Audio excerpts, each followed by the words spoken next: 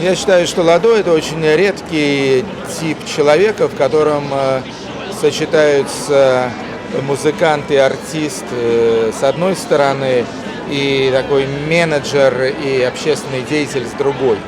Это бывает очень редко. То есть, как правило, люди талантливые или в одном, или в другом. У Ладо как-то это все сочеталось. И я думаю, что Грузии вообще очень повезло с таким человеком, потому что если бы не Ладо, то я думаю, что очень многого бы не было из того, что в Грузии, к счастью, произошло.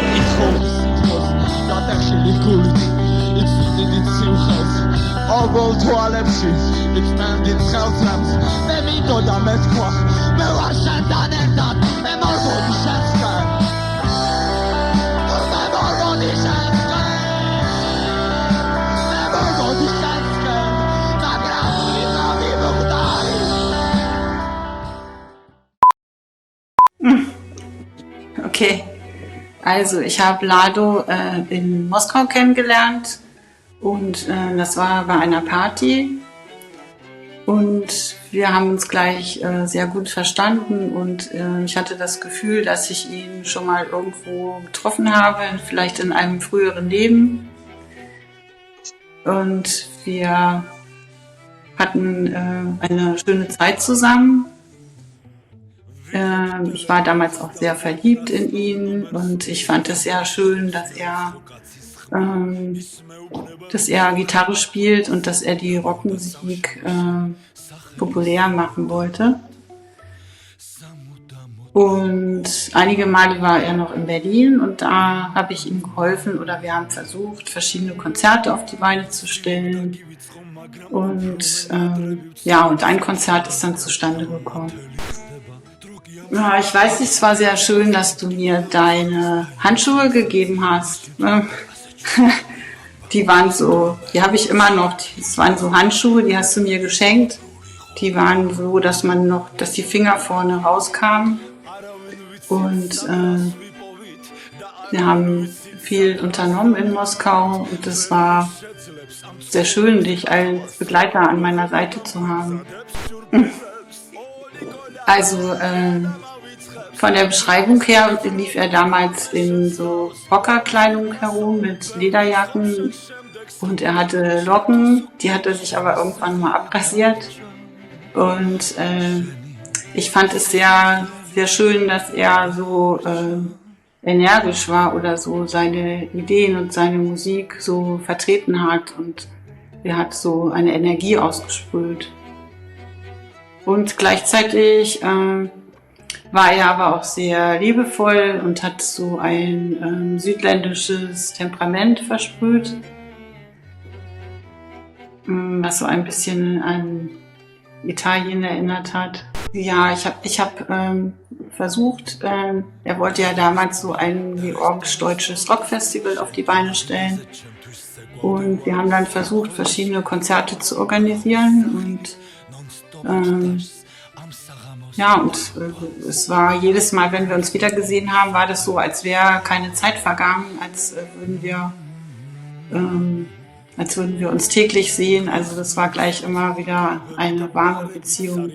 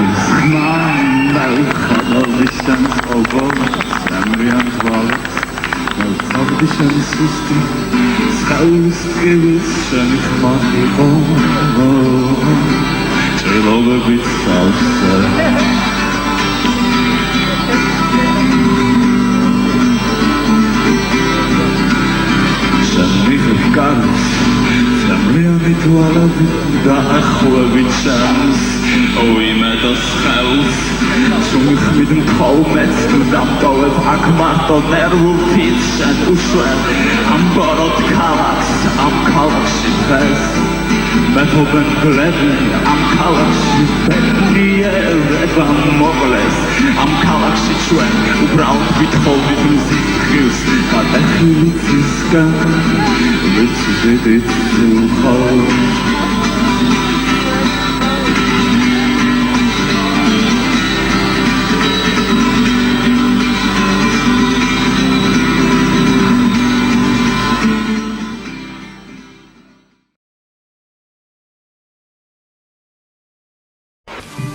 როგორი სიტუაცია არის, რომ მაღაზია მე ბევრს ვფიქრობდი რა არის საჭირო იმისთვის, რომ აქ რაღაც მოხდეს და ძღლები გამოვიდეს. ეს მე აღარ ვიცი და აღარც ვფიქრობ მაგაზე და ფეხებზე მყიდია რა უკვე რა რა მოხდება და როგორ და რანაირად. იმიტომ რომ ვიგრძენი რომ რაც უფრო მეტი ვიფიქრე, მით უფრო მე დავიწვი და მე გავხდი ცუდად და სიტუაციას არაფერი არ ეშველა. ნუ თუ ეშველა რაღაც გარკვეულად იგივე ის ოქროს ბიბილო რაც იყო ის გადაცემა, რაღაც ძრები მოახდინა ხო თავის დროზე და რაღაცები გამოიწვია, რაღაც პროცესები შექმნა ისეთი რომ რაღაც მეორე არქი უცებდა რაღაც ისეთი სხვანაირი ჟანრი, სხვანაირი შექმნა უცებ. რაღაც პროცესები გამოიწვია იქ საინტერესო ახალგაზრდობაში და ასე გარემოში და საზოგადოებაში.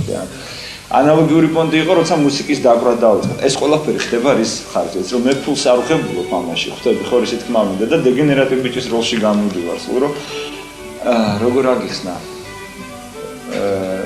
ლანძღვაგინებაში ქართველები ძალიან მოშნები არიან და მარტო ამას ვიხებ და ის რაც წესით ამას უნდა მოხდეს, რომ პოპულარობა და აღიარება და რაღაც დონეზე ფული ხო საწინააღმდეგო პროცესების ქვეყანა არის მოკლედ რა. მე დავიღალე რა მაგ მომენტები და პრინციპში უკვე აღარ მაინტერესებს იცი აქ როგორ უნდა განვითარდეს შოუ ბიზნესი. ჯერ ერთი მე თვითონ ანტი შოუ ბიზნესი ვარ და ეს შოუ ბიზნესთან არ ჩემ მუსიკას არ ჩემ აზრობრივ სტრუქტურებს შეხება არ აქვს და ვერ ვკაიფებ თვითონ მაგ შოუ ბიზნესზე. ეს არ ნიშნავს რომ არ უნდა იყოს, ეს აუცილებელი არის, მაგრამ მე ძალიან გავუსწარი აქ ამ პროცესებზე. აქ ჯერ შოუ ბიზნესი უნდა შეიქმნას, მე შოუ ბიზნესი რო ყოველას კავშირში ამონდა, მე უნდა მომძებნო მე რო აი ეს ადამიანიც ამის წინააღმდეგ რაღაც კულტურას ქმნის და ისე რომ რაც არ უნდა ვილაპარაკო ეხლა ძალიან ადრევი არის ყველაფერი ჩემი სიტყვა ყოველი გამოსული. აქ ძალიან შორს არის.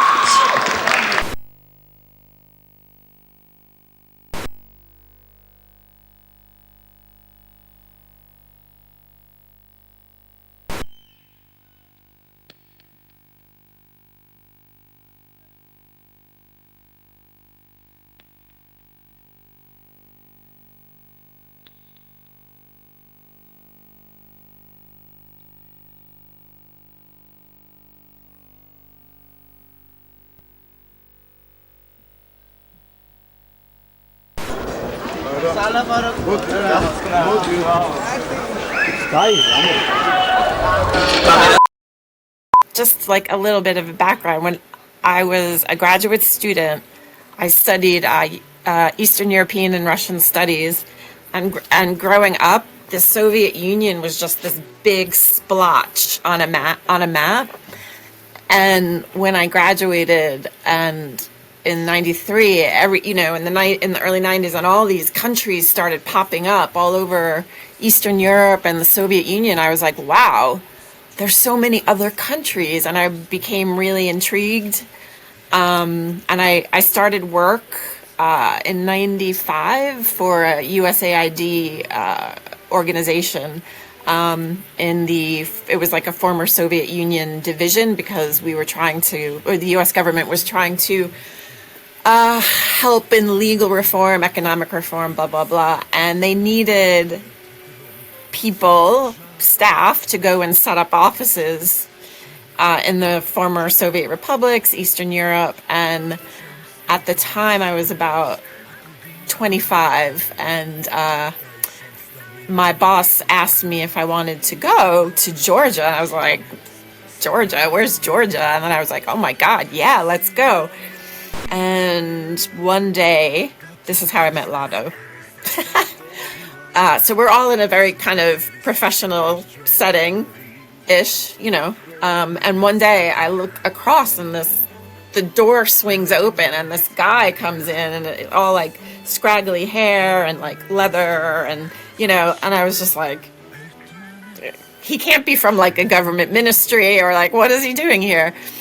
But anyway, we just kind of like, okay, checked, whatever. And then he went off. Anyway, it was just kind of like, who is this guy? And this like, I don't know, anyway, he was just very energetic, enthusiastic, and like, compared to what I had been seeing around me, like, who is this? It wasn't the normal Georgian person I had been seeing. So yeah, that night, or that day that Lado came in the office, our eyes we kind of like connected.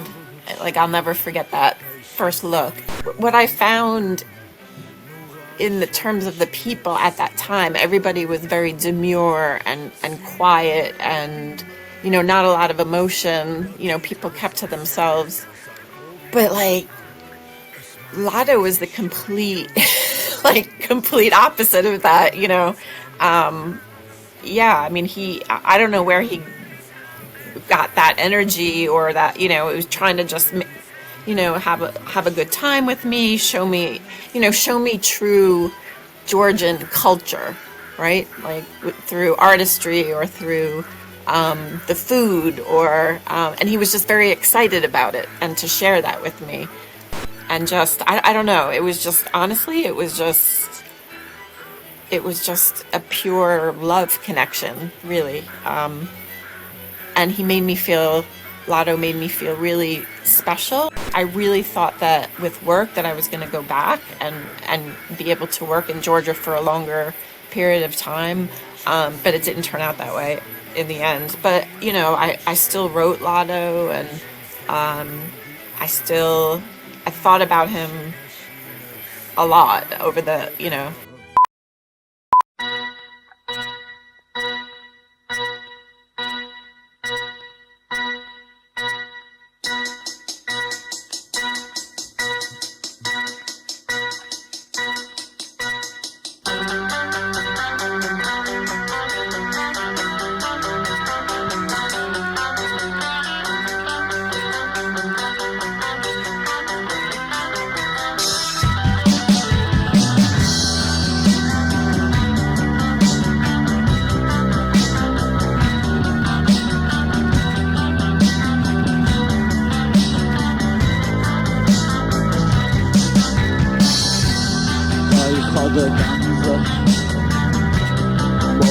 jak suvrilandi sausa khorci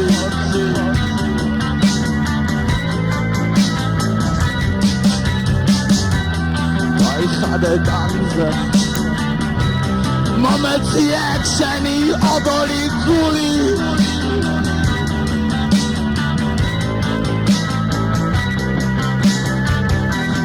ლოგინს კიდევ ასწრის Action, Tbilisuni Uimado gadlepsi messis makseni Alersis kama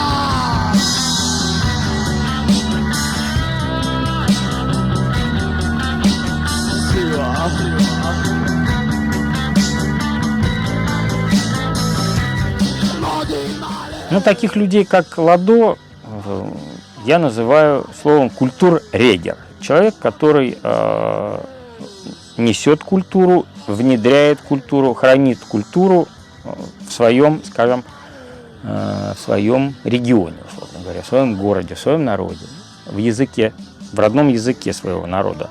Поэтому это очень важное слово. Хотя сам Ладо, может быть, считает, что гораздо важнее там какая-то та или другая песня, которую он написал. Со стороны его вклад видится более глобально, что он в своем народе хранит эту линию рок-музыки, которая не умирает, которая должна все-таки достигнуть сердец каких-то, может быть, молодых самородков. Это, мы не знаем, может быть, то, что делает Ладо, отзовется через 10 лет, через 20 лет, когда какой-то мальчик, который сейчас его послушал в 10 лет, через 10 лет напишет песню, которую будет петь вся Грузия, условно говоря, и прочее. Мы не знаем. Очень важно быть культуррегером. Вот это слово, которым нужно гордиться. Вот я, например, себя считаю таким человеком. И в своем городе занимаюсь как бы хранением традиции рок-музыки уже там добрых 4-й десяток лет. Вот. То же самое и Артем. Всю нашу жизнь мы этому посвятили. И Ладо у себя посвятил свою жизнь этой культуре, рок-культуре. Modi male, modi male. Nome ci seguo. Modi male,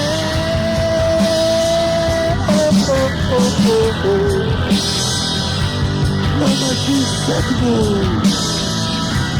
Modi male. Modi male,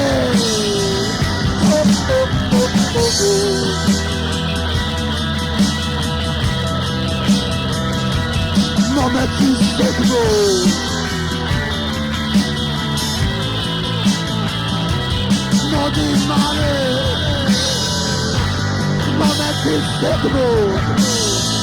non è difendable, modi male, modi male, non è difendable, modi male,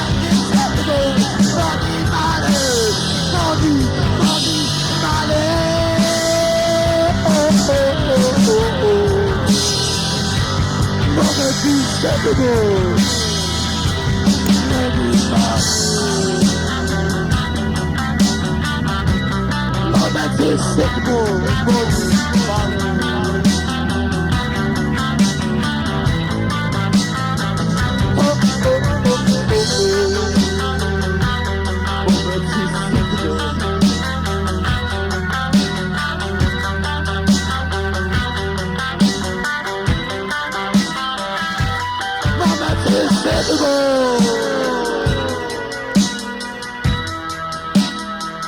modi male. Modi male, male, male.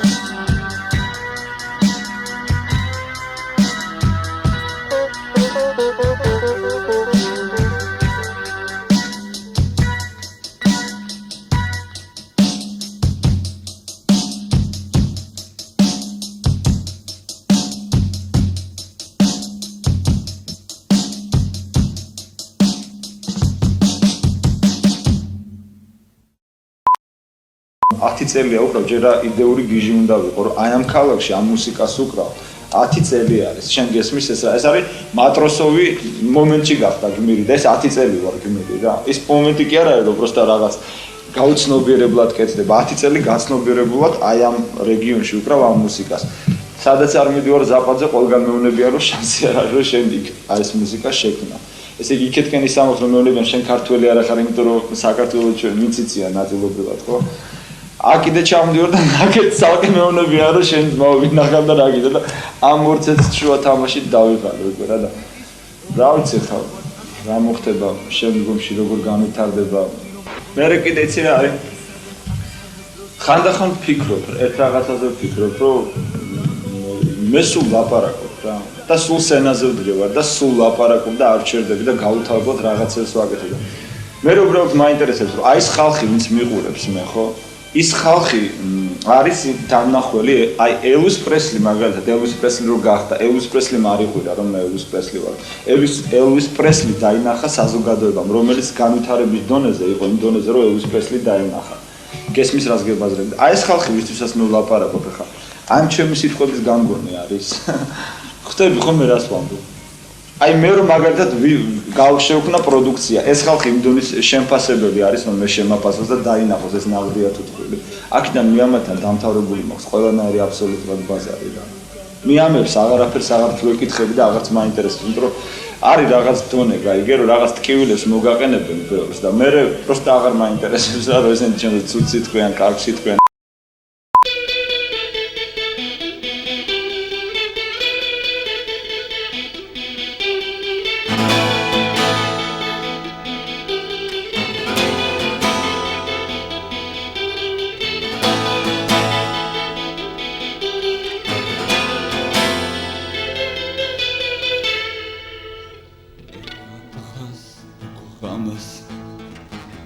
და პროსიულ დარტყმების ქვეშ ცხოვრობ თიმადერხა атмосфераში. Мы первый раз встретились в программе А, которая была в новогодний Новый год с 91 на 92 год. Нас познакомил Артем Троицкий, и мы с ним исполнили на программе А две песни, одну вместе, одну пьяную песню и вторую песню Ладо на грузинском языке. Я просто подпевал какие-то там слова, подпевал. Это было начало нашей дружбы.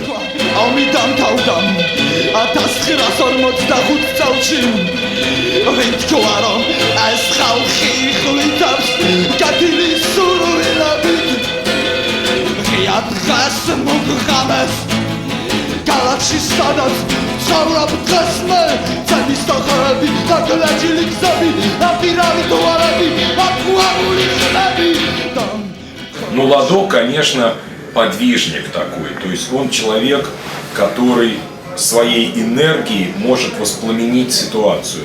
Я считаю, что вообще такие люди всегда очень важны, их роль очень важна, потому что обычно всегда все нужно сделать, чтобы был первый, первый человек, который начнет что-то делать.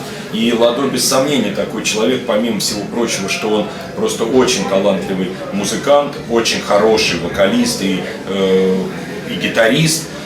И мне всегда нравилось, как он поет, мне нравилась его подача, его отношение к музыке. Мы с ним много раньше говорили на тему музыки и на тему того, что вот нужно сделать. Ладо рассказывал свои идеи, как нужно сделать, чтобы рок-н-ролл в Грузии и на Кавказе вообще поднимался. И я думаю, что он один из самых главных людей, кто это постоянно уже вот долгие годы делает. Он большой молодец, я к нему отношусь просто с очень большим уважением и с большой симпатией.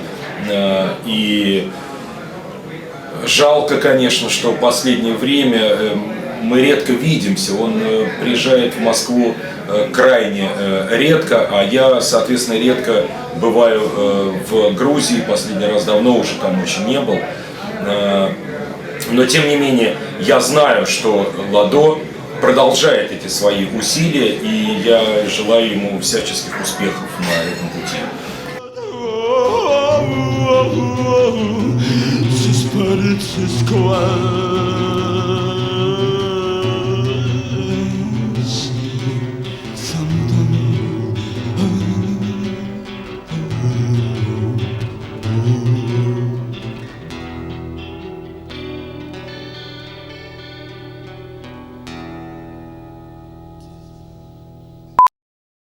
და ის არის რა, თვითონ ხალხი არის ძალიან მატყუ არა ხალხი არის, გაუცნობიერებელი არის და ბევრ თამაშებს თამაშობდნენ რა და ის ნახე ხა Face No More მქონდა რა კასეტა და 95 წლის კასეტაა და დავინახე რომ კულტურა და ხალხი რა დონეზე ბრძოლობს სიმართლესთან რა და შემეშინა პროსტა ესენი სად არიან როგორ აგიხსნა იმიტომ ეს ხო უცებ შემოა ქარიშხალი და უცებ გააქროს მთელ ამ წყალს რასაც არის აბსოლუტურად უცებ ტკა და აღარაფერი აღარ იქნება და ის მიმინუს ფილმი ხო იცი რა что эти жигули думают я не знаю всё равно под ногами крутится да ის რასეუნება ხო იცი у нас не жигули у нас волга და მე ზაპადი რასეთქვის იცი ამა слушай я тебе мешал когда ты говорил აქ იყო ხალხი ვინც ქმნიდა ამ პროდუქციას მაგრამ ძალიან გაუსწრეს იმ ხალხმა დროს ну რისი თქმა მინდა ხა შენ ჩემზე კარგად იცი აი ვინც ეს ყველაფერი დავიწყებ ჩვენ 95-6 წლები იყო მაშინ ეს იყო ქიშო იყო დადა იყო რჩხივა იყო და ეს ხალხი იყო ვინც ნაღდათ რაღაცე ფასეულობებს აკეთებდნენ მაგრამ აქ იმ დონეზე იყო მაშინ ეს ყველაფერი სხვა განვითარების ეტაპზე რომ ის ვერ დაინახეს და დაკარგეს და აი ეხლა ის რომ დაიბრუნონ ხო აქ რაც ის მოხდა და ის ხალხი ვინც ნაღდათ იყო გამკეთებელი ამ ყველაფრის და ნაღდათ იცოდა რას აკეთებდა რისთვის და საიდან სადამდე უნდა მieყვანა და მიზანი იცოდნენ ხო მკაფიოდ ხო ის ხალხი აღარ არის უკვე აქ ხორისი თქმა მინდა და დარჩა ის ტრუხა ტიპები დარჩნენ რომლებმაც დაირქვეს უბრალოდ თავზე მეფეები და დასავლეთი ამსახელებს არაპატიებს და დაიჭერს უბრალოდ რო ჩამოვა აზრი ეგეთი არის და აი თვითონ იმას უყურები რუსეთის ჯერ კიდე რუსეთში 95 წლებში უკვე რამხელა ის იყო ატეხილი 6-7-ში მახსოვს მე რომ რამხელა ის რომ ეს ტვინების უჭეჭკა ხდებაო გაჟონვაო ინტელექტუალური პოტენციის და იმისი კულტურის ხალხისაგან რამხელა კომპანია იყო თვითონ რუსეთი ხო ისეთი არაცივილიზებული ქვეყანა არის დასავლეთიდან შედარებით მაგრამ იმათმაც კი დააფიქსირეს ეს რომ ამის გაშვება არ შეიძლება და ეს ხალხი შტოეთი ჟიური თავიდან აიგმონტი არის და რომ უბრალოდ ისე შეუულიათ რომ დაკარგონ ესეთი ნიჭიერი ხალხი და ესეთი საინტერესო ხალხი რომ თითქოს იცი რა არის რა ტყუილებში ცხოვრობენ კიდე აქ რომ ქართველები არიან უსაზღროდ ნიჭიერი ხალხი და ეს ტყუილი არის იმიტომ რომ ვიზუალურად ყველა ნიჭიერი არის აქ კი ვიზუალურად რაღაც დონეზე თამაში მოსულა მაგრამ ხე რომელსაც ფესვები აქვს და ნაყოფს იძლევა რომელიც გაიყიდება ისეთი ხალხი მე არ მეგულება პირადად არ შეიძლება ხა რასაც უყურებ ეგრე არის და ვინც ამის გამკეთებელი იყო იგივე ქიშო, იგივე დადა და ასე შემდეგ და ასე შემდეგ, რაც მუსიკაში მოხდა ყოველ შემთხვევაში. იგივე პრიზი ლევან ლომიძე, იგივე აი ვინ ჩამოგითვალო ხა. სოსო კამალოვი იყო კიდე მშვენიერი ადამიანი, რომელიც რაღაც აპარატურა ქონდა მარშალის, თუნდაც ამიტომ იყო პატივსაცემი ეგ კაცი. ну კი არიან ახლა დარჩენილები, მე არ შემიძლია თქვა მუსიკაში, კაკო აშალომიძე არის, მშვენიერი გიტარისტი არის, ვალერი კაჩაროვი არის, ბაჩი გიტიაშვილი, ეს ხალხი არიან დარჩენილები, ვინც ღირებულობას წარმოადგენენ, მაგრამ ის მოშნი ბაეცები ვინც იყვნენ, მაინც ასე მგონია რომ გაიქცნენ აქედან. გამარჯობა. იმედი არ დაიღალეთ, არა? ძალიან კარგი. ხასიათი რომ გაგიფუჭდეთ ჩვენი მუსიკით ხო არ გეცინით?